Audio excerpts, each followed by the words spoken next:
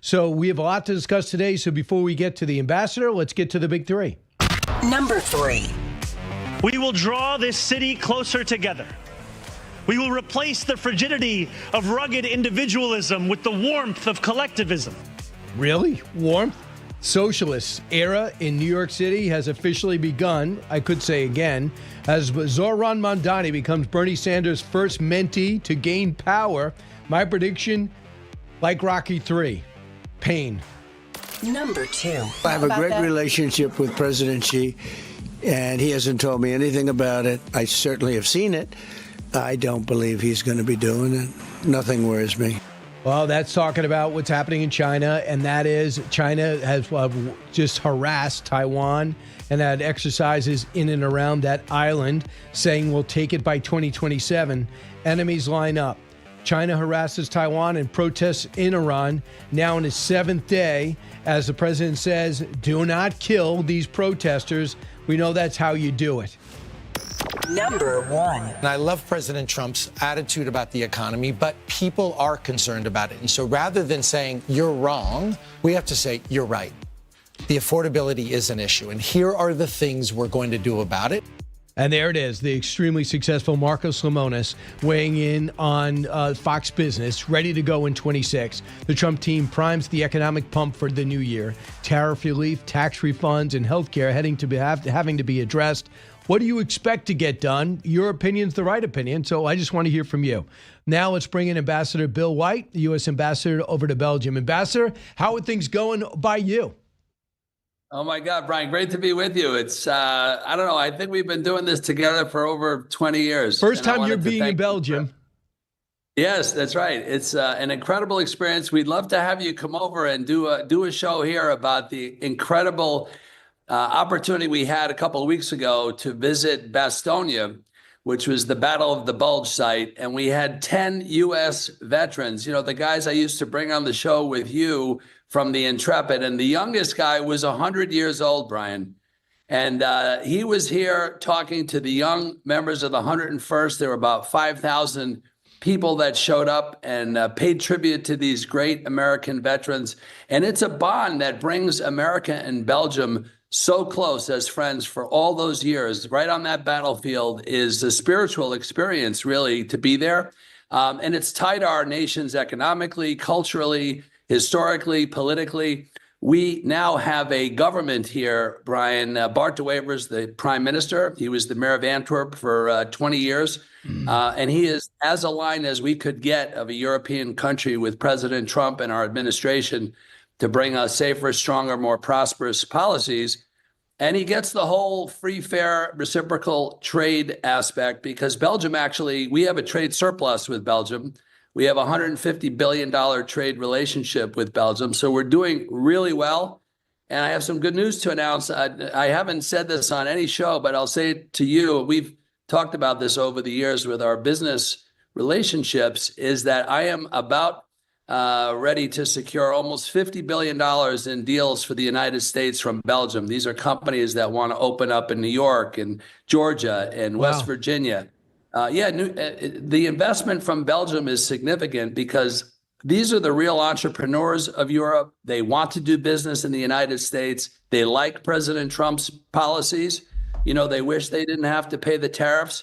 Belgium actually has a trade surplus with us. So, you know, if they were not part of the EU, they wouldn't be paying any tariffs.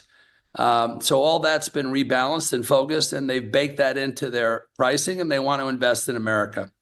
So now the big question with Belgium, of course, the EU and the U.S. have a more favorable deal for the U.S. than it has been in the past, but the tilt has been heavily with the EU. The president say they're a competitive economic somebody we have to deal with competitively, even though we're allies.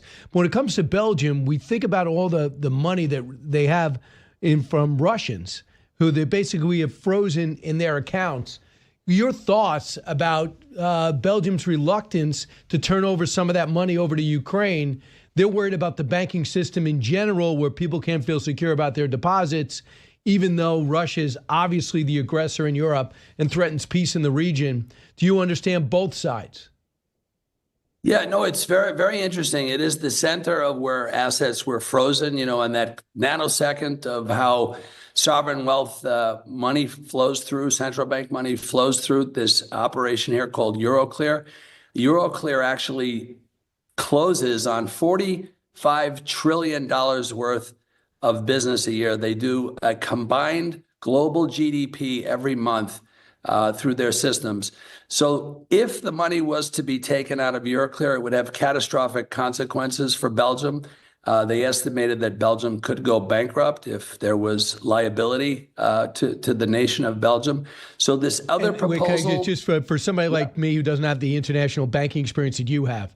So it's Russian money that got frozen, right? They frozen banks. And the question is, can you pull that out if it's Russian money? Right.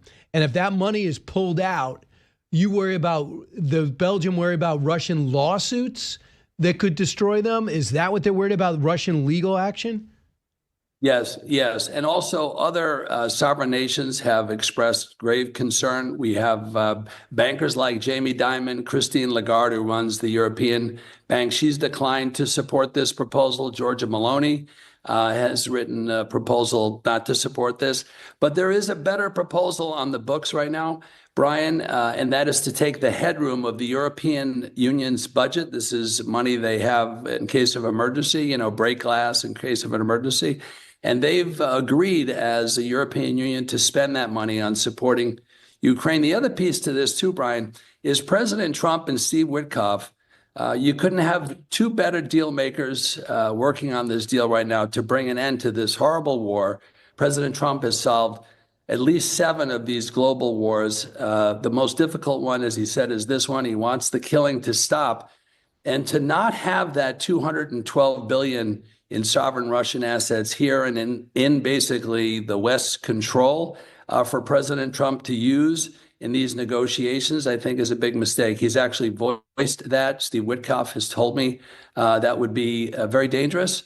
And I believe this is a better pathway forward because this gives President Trump another tool in the toolbox to bring these two to the table for peace. So in other words, just leave the money alone, knowing that there's really 2 aggressive powers in the world, 3, Iran, Russia, and China. And Russia obviously showing that they are not worried about any ramifications. They said that sanctions don't affect them. This got their attention, though.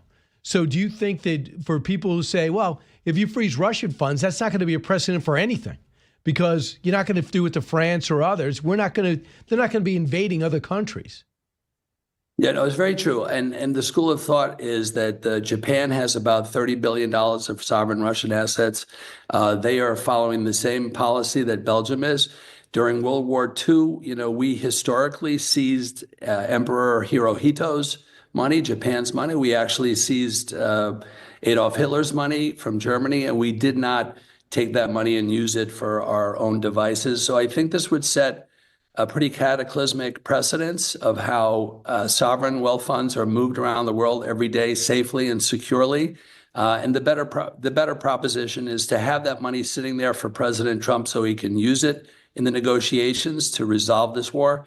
And also that consequences for Belgium would be catastrophic. So we have to respect that. Belgium is a great ally of ours. They are doing all of the right things. They're up their NATO spending to 5%.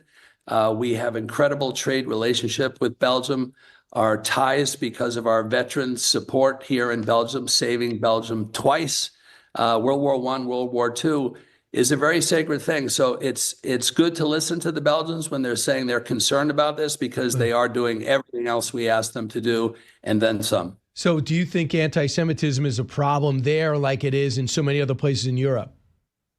Yes, it is. I actually just met with several rabbis who were very concerned after the incident in Australia. I went to one of the major temples here, Brian. These are wonderful, sweet, amazing people and families. I met over 200 of them at a Shabbat dinner that evening.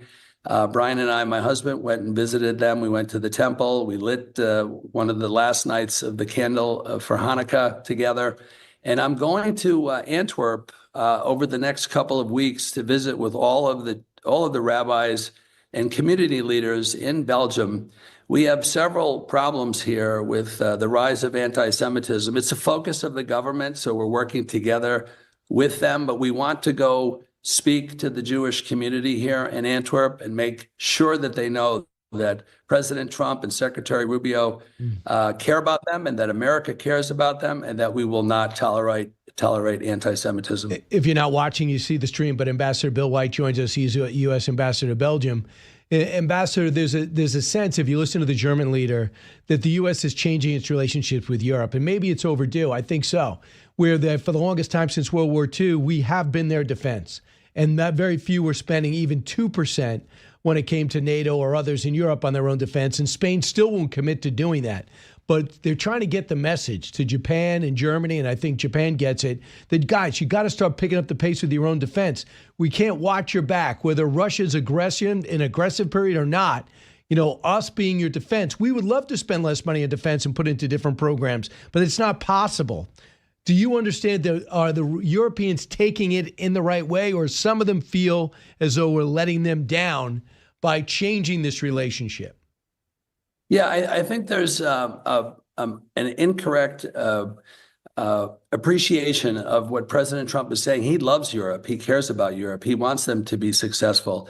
You know, their GDP was equal to ours about 10 years ago. We were around a $30 trillion economy. And today, Europe's GDP is down 50%, Brian, from 10 years ago. Germany, which was the industrialized nation in all of Europe, has a GDP less than West Virginia. And West Virginia, by the way, is Belgium's second largest trading partner. So these are significant numbers, and they also beg the question on why is GDP down? And this is because of woke policies, compliance, regulation, rules. This is something our ambassador to the EU, Andy Puzder, is working on successfully to try to reduce the regulations. Regarding NATO, Matt Whitaker, our mutual great friend and buddy of ours, has done a great job getting all the NATO countries up to 5% with President Trump's goal of that. Belgium is rising to the occasion. They just announced another $1.5 billion for 11 new F-35s here in Belgium. So yes, they understand that shared burden sharing is very important. They also understand that our focus in Asia is something that we have to deal with as a country. These are the priorities that the president just specified in the national security policy. And Europe understands that they have to take more of a responsibility for defending Europe. And I think President Trump, the greatest supporter of NATO, he's helped to raise, this will be trillions of dollars at the end of the day that he has raised for NATO's defense of Europe. So lastly, real quick, how much does Europe's economic slump have to do with their obsession with failed green technologies and an overreaction to global warming? Well, you hit it right on the head, Brian. You should be ambassador over here coming up next, because you understand these issues. I say that as a compliment, more than a lot of the folks in the media look at these issues. And Europe understands now that these policies have been failed. It's tough for them to swallow the pill and admit it, but they are working on changing some of these laws. And the rise of political powers in all of these great countries are bringing new, fresh blood to the EU, which I think will be helpful to get a lot of these. They call it simplification, Brian. This is what we call deregulation. They have to get rid of a lot of these policies so that businesses can flourish again in Europe, and so that Americans can come and do business as well. A lot of companies I know have pulled out of doing business in Europe because of regulation and compliance and the cost of ESG. You know about this policy, ESG, the environmental, social, government policy, and a lot of the woke policies. Those have been pretty much revoked, but there's still some lingering, and that drives business away from Europe. Yeah, absolutely. They got to go back to nuclear overreaction of what happened in Japan. Ambassador, stay safe. We're lucky to have you over there. Ambassador Bill White. He's now with Belgium, but he's very much has a foot in America. Ambassador, thanks so much. Have a great weekend. Brian, thanks so much. Happy New Year. And you please come visit. We'd love to do the show here local and live from Bastogne with our veterans next year. Oh, that would be great. Thanks so much, Ambassador. I appreciate it.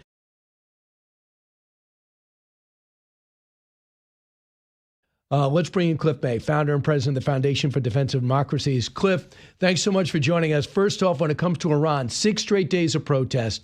We've seen this movie before. I give these people so much credit because they don't have guns, they don't have weapons, but they have numbers now. Is this going to be different this time than the last times when the Iranian regime just cracks down? Good point. All those are good points, Brian. Look, when we saw this in 1979, and I was there as a young reporter in 1979, the Shah was not going to kill like 10,000 of his people in order to stay in power. Now, the present regime in Iran, will they kill 10,000 people to stay in power? I think that's perfectly conceivable that they might. The numbers of people in the streets are huge, and it's mounting. At some point, if this is to succeed, I think what you have to have are some of those who have the guns, the military, the IRGC, which is separate from the military, the Basij, kind of like brown shirts. They have to do 2 things, which they've started to do the first. One is say, we're not going to fire on our brothers. We're not going to do it. 2, they have to say, we're going to support our brothers. In other words, they have to switch sides and stand with people. If they don't, look, usually those with the guns are the ones who end up in power. Tell me if this is different. They're running out of water. When it comes to inflation, $1 equals 1.4 million reals. So inflation is through the roof. I mean, it's up 46%. So now they find out that $1 to $2 billion is going to Hezbollah since the ceasefire. And what is it, 25 million to 50 million going to Hamas since the fighting stopped there? I mean, all this stuff adds up to maybe putting the whole population over the top. The population's over the top for good, very likely for a good reason. They have been ruled since 1979 by Islamists who are incompetent, who are oppressive, who have made the country poorer and less free. That's not what they hoped for back in 1979. Again, I remember they hoped for a free country back then. It didn't happen. So that's very important. But again, Brian, I would just say guns are consequential. True. So the president put out on Truth Social, if Iran shoots and violently kills peaceful protesters, which is their custom, the United States of America will come to their rescue. Wow. We're locked and loaded, ready to go. Ali Larijani, the former parliament speaker, said this: Trump should know that intervention by the U.S. in the domestic problem corresponds to chaos in the entire region and the destruction of the U.S. interests. Larijani wrote that on X. He said the people of the United States should know that Trump began the adventurism. They should take care of their own soldiers. Trump didn't begin the adventurism, and we now know that those people, Larijani, or frankly people like Tucker Carlson, who said, if we do anything to the Iranians, it's going to mean a world war. No, it didn't. What happened was a 12-day war. Israel, for 11 days, fought it successfully, cleared the way for B-2 bombers. Fordo was taken out. Nuclear weapons facilities were set back, if not obliterated. All that worked out very well. Could you have something like that again? You bet you could. Israeli intelligence in Iran is very good. If you wanted to destroy this leadership, I think it's actually very possible to do. Now, what President Trump will do, I don't know. No president has ever been on the side of the Iranian people during protests before, like President Trump is now. You remember in 2009, during the Green Movement, what Obama did? Nothing. The people in the streets were yelling, Obama, are you with us or with the dictators? And he said nothing because he was with the dictators because he wanted his Iran deal. Remember that, the JCPOA. So who knows what this unpredictable president will do, but he has a lot of cards he could play. So I asked that to General Jack Keane on Fox and Friends, and a few hours ago, here's what he said, cut 17. Yeah. The backdrop for this is when the 12-day war ended, the Iranians were really shook by that, particularly by the fact on the first shots that were fired killed all their senior military generals. I'm not talking about some of them. I'm talking about all of them. As we know, the senior nuclear scientists as well. They did not kill any of the civilian leaders. Let's make the assumption they knew where the civilian leaders were as well as they knew where the military leaders were. That rocked this regime. After the war ended, and they were weakened militarily for sure, and certainly more economically, they knew full well they were weakened politically inside of Iran as well as outside of Iran. And what did they do? They arrested 21,000 Iranians on the desperate hope that they were trying to put away in jail the informants. I think they were also trying to intimidate the population, and they feared reprisals because they're so weakened. Your thoughts? Jack is exactly right, as he usually is. He's saying what I'm saying, that Trump has these cards to play. He has the Israelis he can utilize, who have a lot of knowledge and a lot of abilities as well. What Jack's saying is right. He's saying it better than I did, and he's extending it further. This regime has to know that it's in danger if Trump decides he's not going to let them kill protesters. About 4 protesters have probably been killed by now. I think that's the best estimate I've seen. And a 37-year-old last night, and they arrested 24 women who are standing up for having some type of semblance of life. The thing about the Iranian population, I understand, is they're so well educated. This is a well-educated population, and they know what their life could be. They know what it should be. And can I just bring you back to 79 for a second? Yeah, sure. Is it true that they thought the Ayatollah Khomeini was going to be a moderate leader and bring freedom? Was he really mischaracterized that thoroughly? Brian, he was mischaracterized that thoroughly, not only in Iran, but in the New York Times. He was mischaracterized by American diplomats. I can show you things that Andrew Young said. I can show you things that others said. They all thought that he was going to be a spiritual leader who would retire to the holy city of Qom and provide guidance. I remember there were people in the Communist Party. There were liberals and social democrats, some of which had gone to the University of Texas at Austin, who said, "You don't understand, Cliff. He values all of us. He values the students, the Bazaris, the secularists, all of us. This is a revolution for all of us." He turned on them and killed thousands afterwards. All that happened after the revolution in the months that came. Women had to cover up in chadors. I remember going skiing outside Tehran and seeing women skiing in chadors, and people got frustrated. And that's why in the fall, the American embassy was taken. The idea was to revive the spirit of the revolution, which was in a malaise at that point. But yes, everybody thought that way, and the American press thought that way too. Yeah, and by the way, France, where Khomeini was, and then he was allowed to come back, they said positive things about him. Thought he was going to be a great guy, a great leader. Right? 100%. That's 100%. They thought they'd have great relations with him. They had treated him so well when he was in France. That's exactly how it was seen, yes. And by the way, there was no need to think that, because Khomeini had been writing exactly what he wanted to do for years. All you had to do was read what he had been writing. And a few people, Bernard Lewis, the great historian of Islam and the Middle East, he read it, but it appears our diplomats were not reading it. So this is intriguing, because I know you guys write about this all the time. Imagine if we had a leader get aggressive in this area and see what could happen. Understand that some people say, hey, we were burned in Iraq, we should keep our hands off everything, like some people you mentioned already. Let's talk about Venezuela, which must be really killing the podcasters, because the president said, I've had it with our hemisphere being infiltrated by China, Russia, Hezbollah, everybody, Iran. And he's taken action, steady action against Venezuela, turning the screws. It looks like Nicolas Maduro, who, you got to picture this, he's in a car doing an interview. I think he's driving. And here's what he said through a translator, cut 10. Y el gobierno de Estados Unidos lo sabe. The U.S. government knows, because we've told many of their spokespeople, that if they want to seriously discuss an agreement to combat drug trafficking, we're ready. If they want oil, Venezuela is ready for U.S. investment, like with Chevron, whenever they want it, wherever they want it, and however they want it. Read between the lines. Maduro's trying to preserve his position there, and he should understand the only thing he can do while he can do it is go shopping for a cul-de-sac on the block of Assad and Eric Snowden. Go to Moscow, go to Turkey might be an option. What do you think's the likely scenario here?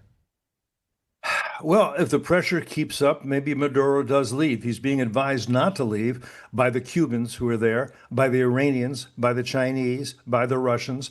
One of his generals, maybe the CIA, has their cell phone number and is saying, look, we'll be good with you if you want to take over, do so.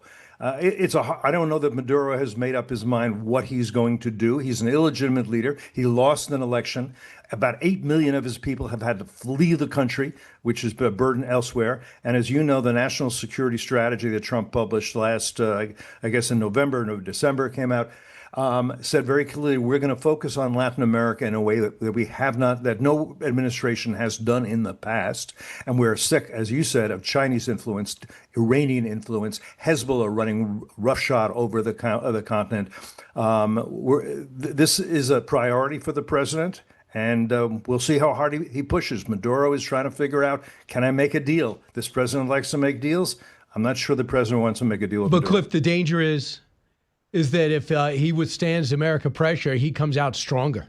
I mean, you're never going to dislodge him. I think if he withstands American pressure, I think he wins and President Trump loses. I can't see how to argue against that. And I don't think he wants to lose. By the way, Russia's asking the U.S. to stop pursuing the third oil tanker because they reflagged. They might have reflagged it overnight. Should we honor that request? I don't think so. No. I think not only should we be putting pressure on Maduro, we should be putting pressure on Putin. Putin just lied to Trump's face. He said, President Trump, Zelensky sent drones to try to kill me in my residence. There is not only is there no evidence that's the case, but the CIA has said it's not the case. Everybody has said that's not the case.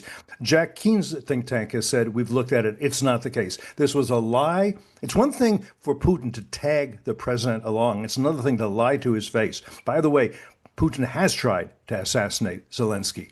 Putin every day kills civilians on purpose. The Ukrainians do not kill civilians. They only target military. They use military targets thereafter. They're trying to survive. And I think they deserve to survive. So China, over the last few days, in response to us selling $11 billion worth of military equipment, missile systems, naval platforms, radar upgrades, they have basically had severe war games over Taiwan. So what maybe like we not have seen before, they also have been aggressively going back at Japan, who's got a new prime minister that's been aggressive with China, and we've shown support for Japan by flying B-2s over their country.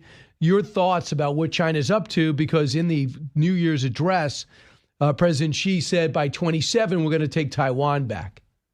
Yeah, we know exactly what Xi Jinping's up to because he's written what he's up to. He said what he's up to in Mandarin, and that's been read and published by people like Matt Pottinger, who was the China specialist in the National Security Council under H.R. McMaster. He's now affiliated with my think tank.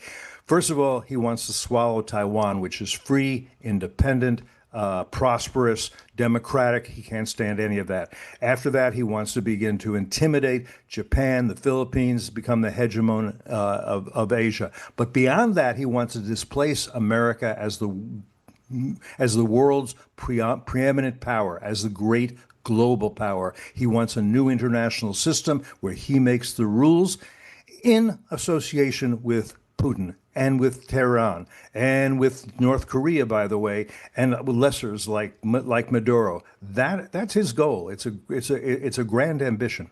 Does he do it while Trump's in office? And that's a good question. I love that Trump's made this sale. $11 billion really got their attention. Yes. What's the idea behind that? Well, is to make Taiwan into what's called an iron porcupine, very hard for a predator to swallow. Although there are other ways China can do it, and we've seen that in this testing phase. Blockades keep energy supplies out of the country, cyber warfare, all kinds of other things. But when you mentioned 2027. Well, the President Trump is still in office. Now, there's a possibility that he could say, okay, I'm young enough, I'm healthy enough, I'll wait till President Trump's out of office. Similarly, Putin could say, I'll take a deal that allows me to jab real hard and I'll wait for against Ukraine, I'll wait for the right hook after Trump's out of office.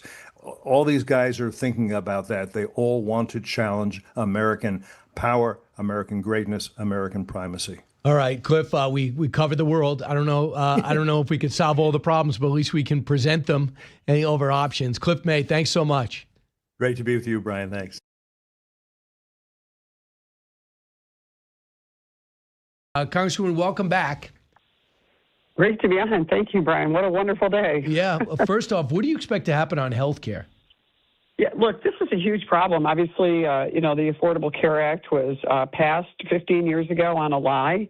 The founder of it, the guy who was the architect, this Jonathan Gruber, famously said, if it weren't for the stupidity of the American people and the lack of transparency, we never could have gotten this through. The CBO wouldn't have scored it in a way that would have been beneficial, and we couldn't have gotten the vote. So guess what we have? We have a disaster created by the Democrats, and we continue to subsidize the failure of Obamacare, and that's what worries me as we go into. We have about 30 days, about 29 days left until this continuing resolution comes up. And I'm guaranteeing you that the Democrats are going to use this issue again to justify shutting down the government, using it as a hostage situation to make us give more money to insurance companies, to continue to make the Affordable Care Act even more expensive for the small businesses that are the ones that are suffering the most from it. And I can tell you this from personal experience. Our family business has only paid even more, and it really threatens even the stability of all of us. If we continue to subsidize insurance companies and the middlemen, we're going to continue to have a very unsuccessful insurance program without health care, and that the relationship between patients and doctors, which has been eviscerated pretty much by Obamacare, is going to continue to get worse. So I know it's hard for people to vote against these subsidies, but it's the only way we're going to put sanity into the system. We have got to stop the insanity, which is hurting our small businesses. It's counterintuitive to many, and we feel like we need to placate the Democrats, but it only makes it worse. So right now, the House this week, I guess next week, will bring a vote on a 3-year clean extension. Is that going to get Republican support? Well, the clean extension that we're looking at was, I think you're referring to, is part of what was a resolution that was signed by the Democrats and on the floor, and some of the Republicans got it out there. I can't vote for a clean reauthorization if it's part of a continuing resolution. I've got to see some reforms. We have to have some kind of fraud, abuse, and waste in there, some age limitations. I mean, right now, people are making $700,000 a year are getting Obamacare subsidies. This was intended to be a program for everyone. And what we're dealing with, Brian, what people need to know is only about 7 million people in the entire nation are benefiting from these subsidies, and most of that is the insurance companies taking most of the benefit, and the costs aren't going to go down. The rest of the country has to pay even more. So the Democrats want to protect their 7 million because they don't have any other issue. They want to just talk about health care. But, the real problem is the rest of the country is going to pay for this. And that's the rest of our constituents, and it's particularly acute in places like mine in upstate New York, where 95% of the people every day go to a small business to work. And those are the people that are paying the highest costs in a state like New York that does not offer association health plans, health savings accounts, and things where people have a choice in being able to buy affordable care. And you have huge deductibles. They say on average $6,000. So I don't know. It's At good least. good to have catastrophic. But I saw Josh Gottheimer as well as Brian Fitzpatrick said, what about a 1-year extension that would allow us to negotiate the next year and try to figure it out? That seems to be the most practical. Have you seen that? Why can't we do a 1-year extension with reforms in it? Yeah. Why can't we put in an income cap? Make sure that we retain choice. Make sure that some of the things that aren't being done are done even in a 1-year extension. Then we can finally get to the problem, which is a huge problem, of trying to fix this disaster that was started 15 years ago. I mean, we've destroyed the healthcare system. I don't think you can talk to a credible doctor that thinks that this is a good thing, especially small practitioners who've been forced out of business, forced into being hospitalists. They can't even operate independent practices, where the insurance companies and the middlemen are all in this. You don't see this in veterinary practices because they don't have mandatory insurance. They don't have the government in the middle of it. They can actually have direct patient care, when they deal with their animals that people are having issues with. So, I mean, I hate to use that as an example, but I deal with the veterinarians all the time, and they go, we don't have that problem. It's a lot cheaper to get an MRI if you're a dog than if you're a human being. All right, so let's talk about what happened yesterday. The mayor of New York City takes over. Zohran Mandani swore in on a Quran. Interesting choice. No Bible around, but he did talk about being a proud democratic socialist and it not being radical. Listen to what happened when Bernie Sanders, who is his mentor, was talking and how he gets interrupted. Cut 24. Lastly, and maybe most importantly, demanding that the wealthy and large corporations start paying their fair share of taxes.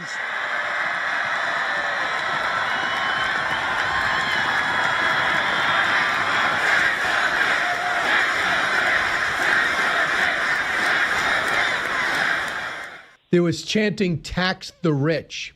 Maybe we should tell everybody in New York State, the top 1.9% pay 50% of the state income tax. Top 25% pay 90% of the state income tax. People below the 50%, 0.2%. So what are they even talking about? Tax the rich. Why would that even be something that came out of an educated person's mouth?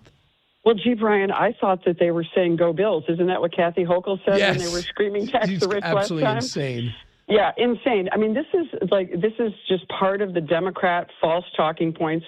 You know, I look at this thing, and I lived in a communist country. I lived in the former Yugoslavia. It was a little bit of communist light. I know what the outcomes are. I know what it looks like. We've seen this.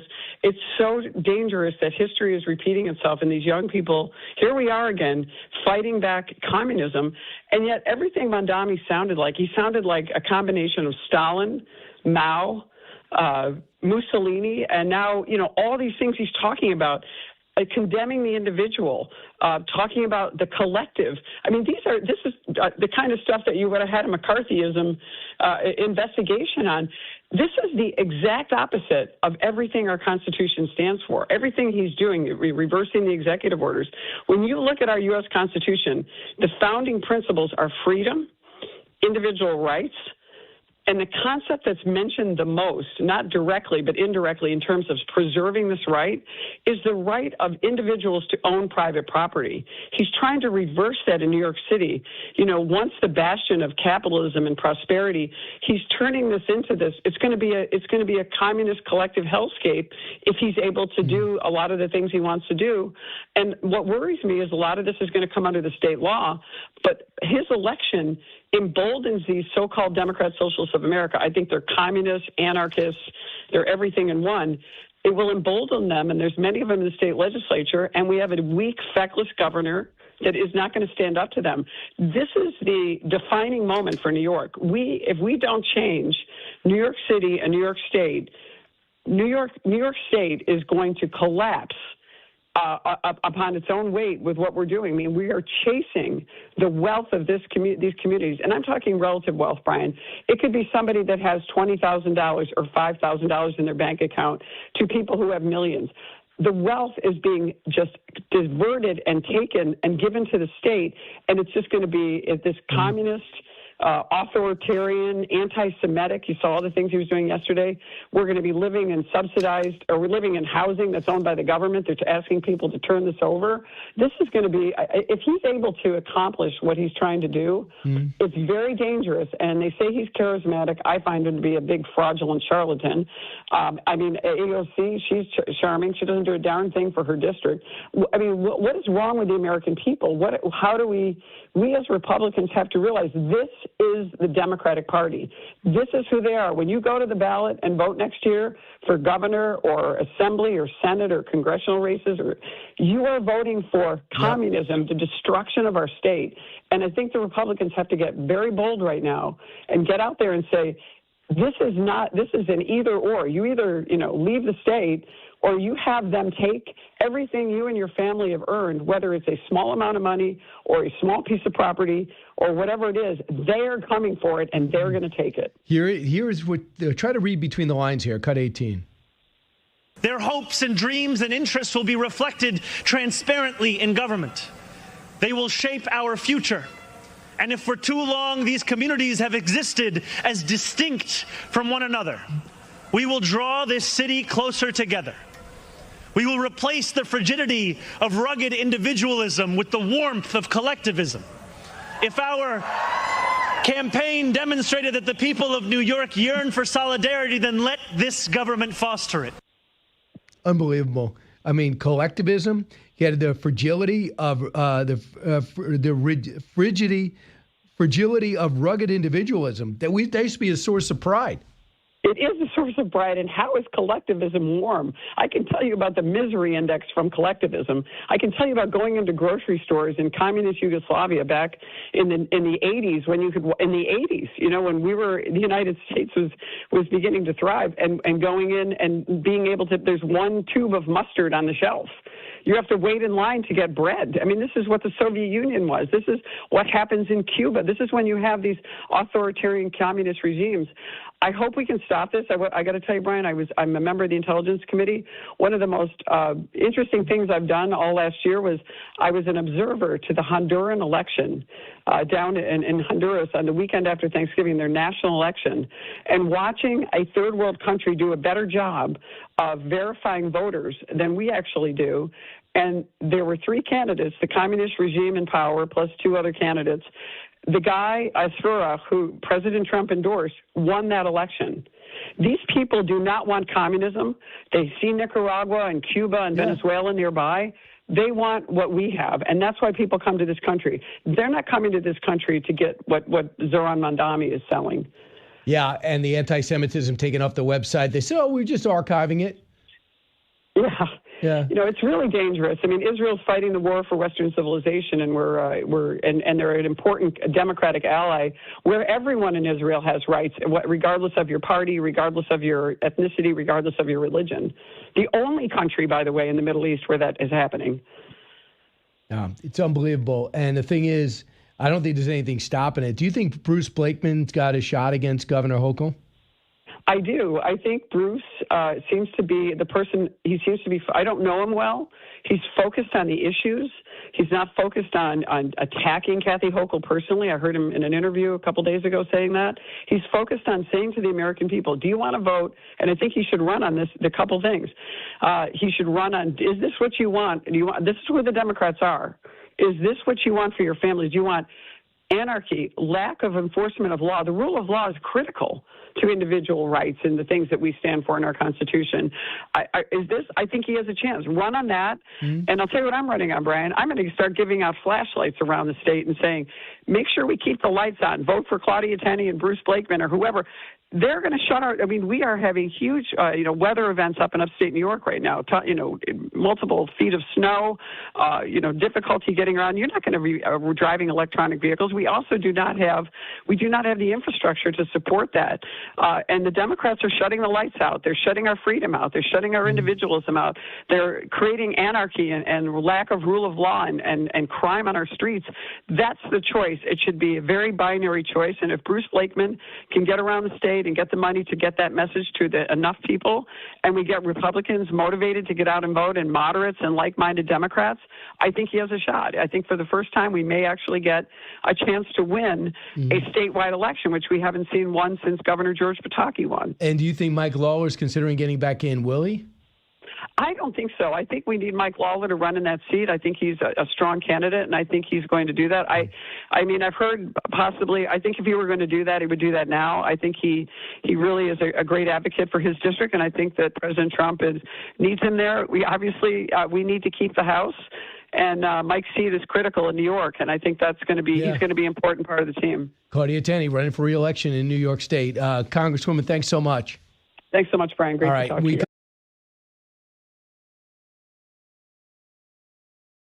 I don't think they should get one penny of federal funding till this investigation is completely over. We need to look at every single aspect of Minnesota and see why this keeps happening. You know, originally the governor said it was $1 billion. Now we could be upwards of $18 billion. And that governor spent the last year traveling around attacking Republicans when really he left the barn door wide open to fraud in Minnesota. He really should consider stepping down probably today. And by the way, that's just one call in Minneapolis, Minnesota. I know what a clown that governor is, but did you know how much this really spreads? I think people are going to find a lot of fraud in Maine, the Somali community big there, and panicked. By the way, the governor now running for senator, that should adjust things. And now in California, we're hearing how big a deal this is from none other than Ro Khanna. He took a swipe at Gavin Newsom. This happened a couple of days ago over California spending, drawing the Democratic governor into a fight with him. Newsom's camp hit back repeatedly this week. against Ro Khanna, facing heat from tech heavyweights for endorsing a controversial billionaires tax initiative that Newsom now opposes, which he was for a while. He asserted widespread fraud in California's public spending. Khanna on Tuesday vowed to introduce legislation for a full independent audit of the state budget. Can't wait for that. The governor's office rejected Khanna's claim and questioned his proposed solution. And then, of course, Ro Khanna is going to go to South Carolina. He's going to run for president, as we all know Newsom is. Steve Hilton just wants to be governor. He is the Republican candidate out there. A solid, tied in third, just a few points out of the top spot. Hey, Steve, how big is this story in California? Is it as big as it is in Minnesota? It's bigger. It's much bigger. Happy New Year, Brian. I'm actually leading the polls. I don't know which one you're looking at. Most of the ones, so there's one just before Christmas, I was in the lead, and that's been the case all along. I was actually looking at Emerson. Tell me what you think of it. Bianco has 13, Swalwell 12, Hilton 12. So you're tied in second. Yeah, I was the last one I saw before Christmas, I was leading at 18. The one before that, I was leading at 17. Look, here's the point. We're going to get change in California because people are sick of what's going on. And actually, you're right. The scale of it in California is much, much worse. First of all, on Ro Khanna, who I know personally, I like him as an individual, but let's remember why he's talking about this state audit. He's doing it to justify his support for this insane wealth tax that is going to drive even more businesses out of California. We already have the highest unemployment rate and the highest poverty rate in the country because of the massive taxes and spending and regulation. Ro Khanna wants to make it worse with his support for this wealth tax. And he's just saying, well, if we're going to spend the money, then at least let's have an audit. Now, he's right about the audit part. Here's what's going on in California. Just before Christmas, we saw a report from the state auditor. That is a legislatively mandated biannual audit. And the state auditor just looked at a few programs in California. This was a partial audit, not a thorough, complete audit of everything. And the number from the state auditor of money that's at risk to fraud, $76 billion. That's just what we know about from the state auditor. So actually, the real number, the scale of the fraud and waste and abuse in California is going to be much, much higher than that. And in fact, next week, I'll be making an announcement about how we can get to grips with that quickly to find out more. Just a small example of what I've been able to do. I'm not in office yet, so I don't have the levers of power to make this happen. But about a month ago, we set up an anonymous tip line for fraud, and we promoted it in outlets seen by state workers. It's called califraud.com. A month ago, we launched that. We've had hundreds of anonymous tips pointing us to specific areas of concern for fraud and waste and abuse. We're following up on that. We're trying to get more information. The whole thing is totally out of control. Why? Because you've had this year now 16 years of one-party rule. No accountability, no checks on their power, a totally corrupt Democrat machine, the activists and the unions and all the rest of it. They think they can get away with it forever. That is going to change this year because we're going to kick them out. And this fraud story is going to be a huge part of it. Yeah, I guess keep it going with the momentum there. And Phil Mickelson, of all people, weighed in. Remember, he was vilified about 10 years ago when he came out and said, why am I paying so much in taxes? I'm going to leave. And then he later apologized, which when he was in San Diego, and I think he probably has regrets on that. He says he praised Donald Trump for bringing up fraud in California. He said Trump brought further attention to alleged fraud in California in a Truth Social post, claiming again that it's worse there than in Minnesota. And then he came out and said the dilemma for all Democrats is if you stop the fraud, illegal immigration, and voter fraud in California, then Republicans win California, have a huge majority throughout the country, and the Democratic Party all but ends. Man, that's going out on a limb even for you, Steve. You didn't even write that. No, but Phil's great. I've been talking to Phil, and he's been really strong. For example, not just on that issue, but on energy and our oil production in California, which has been crushed by their insane climate crusade. That's why we have the highest gas prices and you only highest have 7 electric bills in the refineries country. left, right? I know, it's insane, and it's getting worse. And that's why we have, right now, it's around $5 gas. In LA, I saw the other week, $6 gas.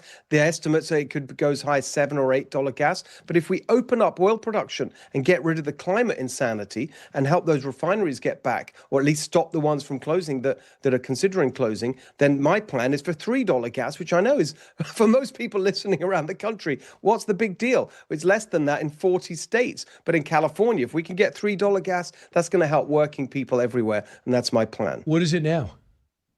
Which, as I said, it's at least 5 most places. In LA the other week, it was 6. It's insane. I mean, it's the lowest it's been for years across the country, thanks to the pro-energy policies from the Trump administration. But in California, we have the opposite. They are crushing our oil and gas industry. So we used to provide most of the oil and gas we use in California from in-state, mainly in Kern County, where Bakersfield is. Now we're importing nearly 80% of our oil, including our number one provider of oil. It used to be California, used to be in-state. Now Iraq. They're shipping oil halfway around the world on giant super tankers, spewing out carbon emissions in the name of climate. It's totally insane. Phil Mickelson went on to say every Californian owes a huge debt of gratitude to President Trump and the entire administration for overriding Gavin's self-destruction and sabotage of our state's energy infrastructure. Still more to be done in spite of our governor, but it is a good start. The question is, with so many people to the left out there in Los Angeles, did they agree with the Paris Accord? Do they agree with what they were agreeing on in Brazil? How many people are of like mind, are practical, be responsible with the environment, but don't be fanatical with the environment? You must have run into that. 100%. That's exactly the word. Don't be fanatical. Look, we're California. We love the environment. I want to protect our beautiful, landscapes and the beaches. Of course, that's true. We all love that. But this is fanaticism, and it doesn't even make sense. Like I said, we are actually increasing carbon emissions with this policy by importing it in these super tankers that are the most polluting forms of transportation on the planet. Most people don't know that in California. They genuinely don't know that. And that's the job of the campaign that I'm running, to explain all this, to say that the reason we have the highest gas prices in the country, higher than Hawaii, in the middle of the Pacific Ocean, even though we have abundant oil reserves. It's policies that do that. It's not natural. It's not anything to do with Donald Trump, because Donald Trump is president in all the other 40 states where gas is below $3. It's Democrat policies. We've got to explain that. And none of them make sense. They've all led to the highest cost for everything that matters, not just gas, but electric, water, rent, housing, everything, plus the highest taxes as a result of 16 years of one-party rule. That's the job of the campaign, to explain that. And once people learn that, I'm sure they're going to vote for change. So New Jersey also has extremely high taxes. When you look at this jungle primary, it looks like Katie Porter is also among the leaders. How could she possibly be a leader? What we already know about her. How does that make sense to you? And are you worried that Eric Swalwell is now in this?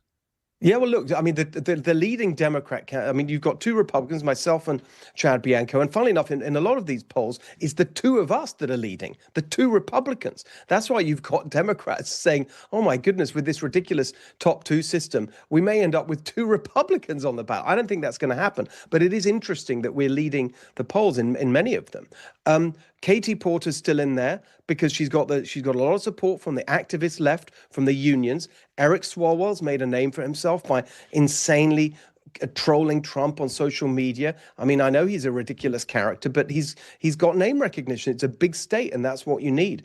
Then you've got, those 2 definitely still in the mix. You've got Tom Steyer, the billionaire climate fanatic, who's actually more than almost anyone else, the single person responsible for this insane climate fanaticism that has pushed our costs so high, because he's been funding it. There was a ballot initiative in 2010 to roll back the climate insanity. He was the main funder of the campaign that defeated it.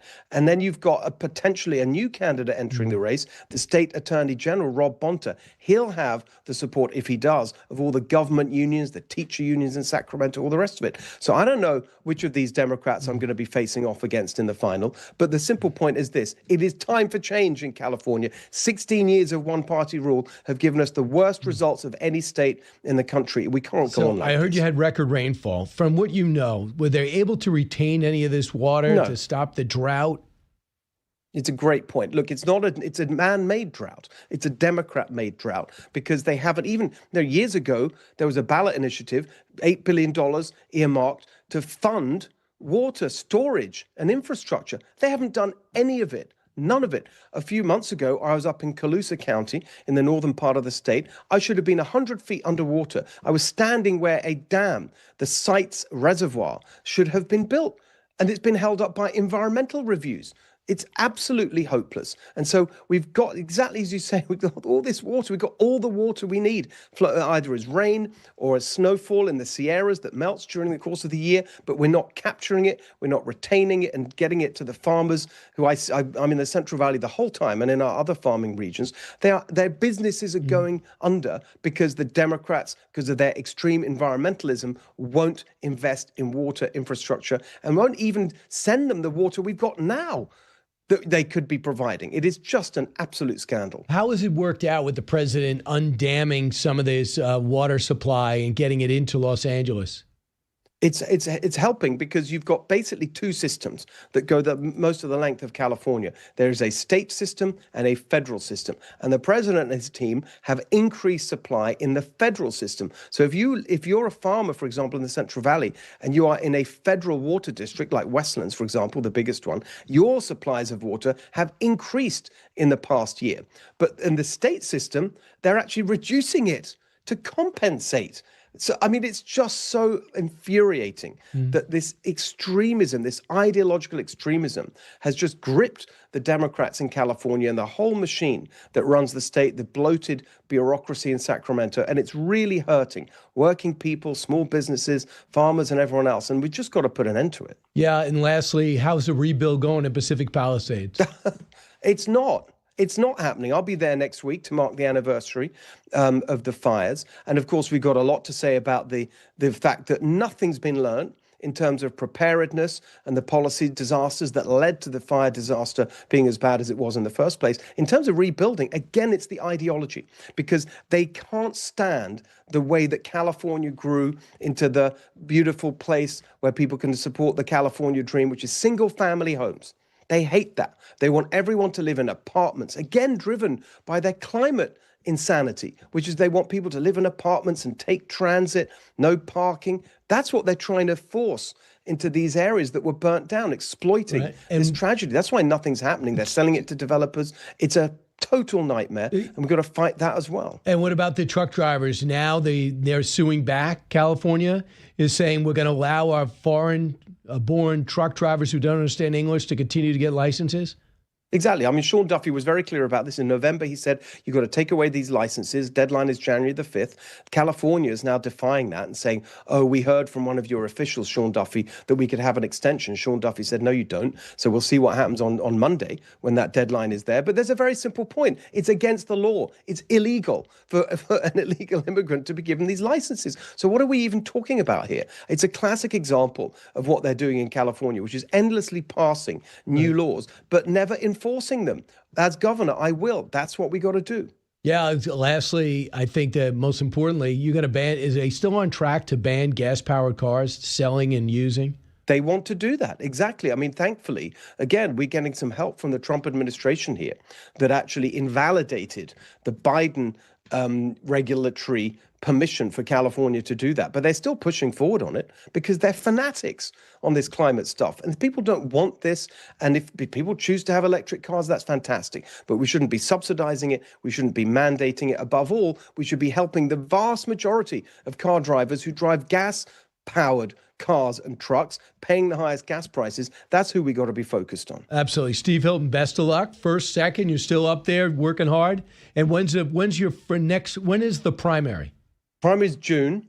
General election, obviously, in November. So we got a big set of plans for January, February. It's going to be high energy all the way to June. All right, Steve. Thanks so much. Appreciate it. Wearing a collared shirt. Thanks, I know you're serious. It's amazing, isn't it? I'm not used to that. Yep. Steve Hilton, thank you.